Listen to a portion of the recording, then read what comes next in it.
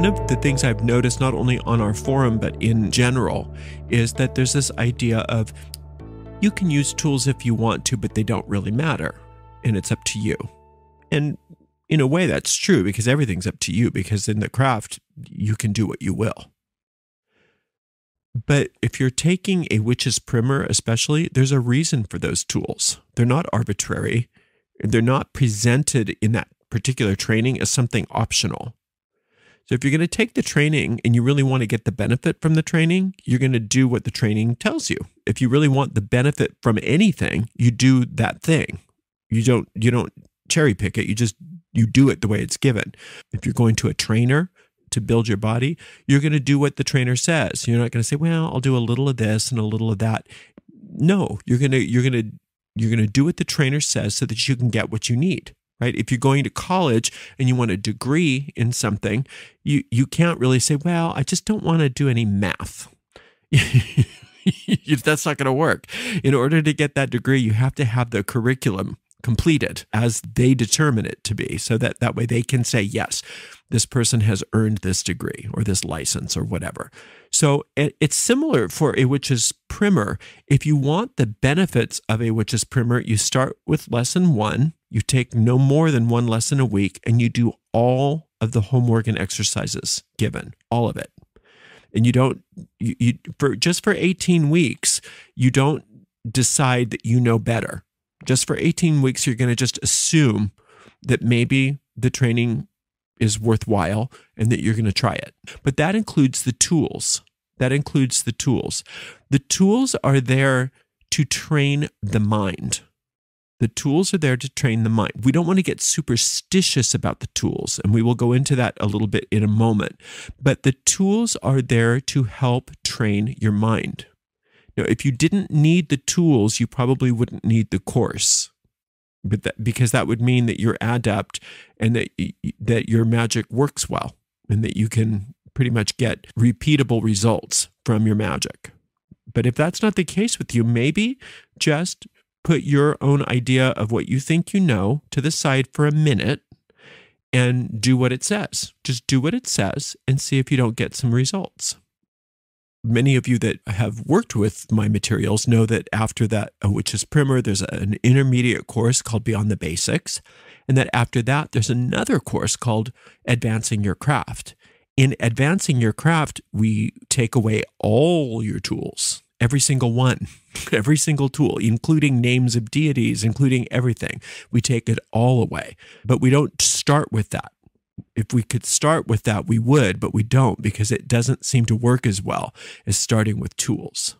You'll notice that in a witch's primer, for your basic tools, we give you consecration ceremonies. Now, a lot of people misunderstand the reason why we consecrate things. A lot of people believe that when you consecrate something, that you're making it magical. You're making the thing itself have power. That's not true. That's not what that consecration is there for. That is not true. That is superstitious. That is not true. Your athame will still be a knife. Your thurible will still be a bowl or a dish or an incense burner. You know, your pentacle will just still be a round piece of rock or wood. No scientist is going to take those things and say, "Oh, something weird is going on with this." They're not going to find anything unusual, occult, or metaphysical about any of your tools just because you have consecrated them. What the consecration does do is it allows your deep mind to connect with the tool as a powerful symbol, so that that tool means something specific to the deep mind. And it's through the consecration of the tool that you are cleansing your experience of that tool from anything other than what you decide it will be. And that is what's given in the consecration ceremony. So all consecration is cleansing your mind of all preconceived notions about what that object is for and imbuing it with a new function, imbuing it with a new purpose. So ultimately, the tool only exists in the deep mind. It doesn't really ultimately exist in the physical, but that physical representation is very important to training the mind. So we are using these tools as a means by which to train your mind in a very specific manner. And then ultimately, yeah, you can go beyond the tools. You don't need them anymore after a while, after you've achieved some sense of mastery with them. Yes, then you give them up if you need to. But most of us, when we get to that point, we sometimes use the tools and we sometimes don't, depending on our preference. But at first, if you haven't actually consecrated a full set of witch tools, I recommend you just do it the way it's set out in the primer. That is just my recommendation. You're going to do what you will. You can do whatever you want, but just notice the ideas that you have, that I know better about this. I know better about that. I know better about that. A lot of those ideas are a way, not only with the craft, but with everything, that our ego mind keeps us stuck, keeps us from getting what we want. The ego says, no, not that. I don't want that. I'm only going to do this. I'm going to do it my way. I'm going to do this. I know what to do. And that's how we get stuck in a lot of things in our lives. So allow yourself, maybe for the purpose of the one training, if you are taking a witch's primer, to just do it the way it's set forth. And for a minute, just suspend what you think you know. Just for a while, suspend what you think you know and just say, yeah, I'm going to get the tools. Now, you don't need anything elaborate. In fact, I don't like elaborate tools. I don't like witchy things around. I just don't. I don't like having to explain myself to people. I don't like having so many things that I have to keep hidden. So my knife does not look witchy. There's no mystical symbols on that. And we've talked about that before, how you don't need to paint the symbols. You can still use the symbols using that technique called hermetic transfer. And I have a whole video on that. I have my chalice as a coffee mug. I have a thurible that's like a stainless steel mixing bowl that I put sand on the bottom of it when I need to burn things. And the other one that I use indoors, it's an oil warmer, where you put a little candle in the bottom of it, and then there's like a little dish on top, and then you can pour some oil or incense or whatever in there. And that's what I use if I need to burn incense or something like that. Rather than smoke, I have that's like an incense warmer. And you can also get an electric incense warmer if you like that kind of thing.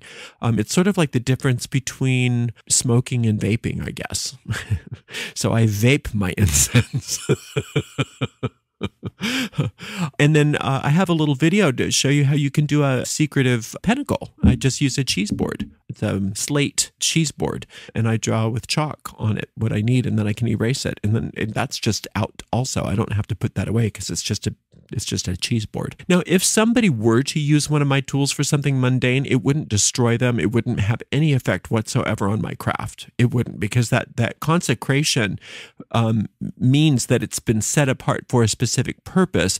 But if somebody were to use it or touch it or something like that, I'm not one of those witches that believes that the power is dissipated if somebody touches your athame or if somebody touches your wand. But if you don't want people touching your tools, which is fine, then just wrap them up and put them away. And you can have very ornate tools if you like. It really depends on your own circumstances. But you really just need a chalice, a knife, and you could use a letter opener. It doesn't even have to be an ornate one. You could just use a plain old letter opener for your athame. A thurible or some sort of fire bowl, some sort of offering bowl, whatever you're using. And then also you need an altar pinnacle. And your wand can be anything you want. Your wand can look like a stick if you want it to. Actually, I have two wands, one that was made for me, but the one that I sometimes use on my streams is one of the wands that we sell on our affiliate store.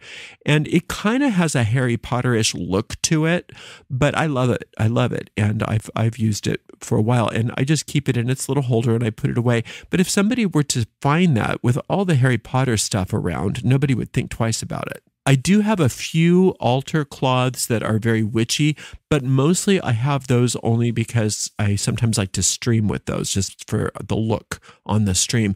But normally I wouldn't use those. Normally I wouldn't use anything witchy at all in my particular environment. That's just not my style. But you can if you want. There's nothing that says you can't. You can have it be as witchy or as mundane as you like. But do consider using the tools, consecrating the tools, and yes, use the moon phase that's given. Use the day of the week that's given. Now, what you can alter are some of the herbs and the incenses. That can be altered. Those can be substituted. In fact, if you don't like to burn incense, you can use a spray perfume or a spray floral water instead of the incense, because if it's an atomizer, if it's a spray, it is a creature of air. So it is a substitute for incense smoke. So that is a substitute you can make. If you don't have some of those herbs, you can change out some of the herbs. And all of those correspondences are available on the Facebook group and on our forum, all of the correspondences for all of the different planets and elements. So you can change out those. You don't have to go with exactly what's in the primer. You can use some alternatives. But other than that, try to do the consecrations as given. And they're very simple. They're not complicated. And what that'll do is that'll key that tool to your deep mind so that you can start using it to benefit yourself, to train your mind. And the whole idea of the tool is to use it to train that part of your mind so that you don't need the tool anymore. And then eventually you can graduate off the tool and you won't need it so much anymore. Now, some people I've said that to, and they say, yeah, I don't need this. I really don't need it. And I say, well, fine, then don't use it. But I look at some of their lives and I think, well, obviously their spells aren't really working too well. Maybe they could try something different. Maybe they could try it a different way. But see, that's the thing. If you think you know best with something, even if you're not getting the results that you want, if your ego doesn't want you to be wrong, your ego wants you to be right about everything. So if you think you know best and you're not getting the results that you want, you might want to think again. You might want to try something else. And that's why I even developed a witch's primer, is not so that I could start some sort of tradition or something, because it's not what it's there for. It's there for people that don't want to be in a tradition necessarily. It's there for people that just want to build their power so that they can work magic on their own as solitary practitioners without having to join something. That's why I did it. But I didn't just put a little of this and a little of that. I'm like, oh, this will be nice. Maybe this would be fun. I used a very, very specific sequence. I used a very specific set of instructions to get the most done in the least amount of time. So I will say that everybody I know who has taken the entire 18 weeks from the first lesson to the last lesson and done every single thing that was suggested in there have reported immense benefit in regards to magical power and effectiveness. So go ahead and if you're working a witch's primer, try to avoid cherry picking. Do your best just for 18 weeks. Do your best to just take the training as given, including the tools.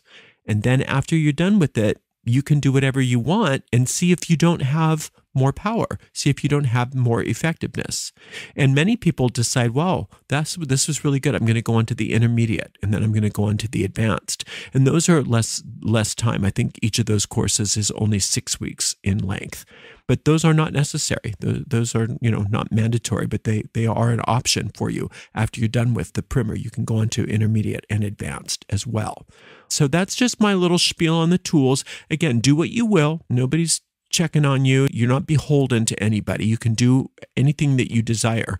But my recommendation on the tools is, if you haven't already consecrated a full set of tools, don't bypass that step just because you think you're better than that, or that you're bigger than that, or that it doesn't matter. Don't listen to other people necessarily on that particular topic, because many of those people have already either gone through it and don't need the tools anymore because they've already used tools, or they've never used tools, so they don't even know what they're talking about. So if I were in anybody else's position and I was taking a witch's primer from the beginning, I would do it the same way I did it when I learned this material. And that's, I would start from the beginning. I would do everything in the training and complete it. And so I recommend that you do that. I invite you to do that. But again, do what you will. Until next time, blessed be.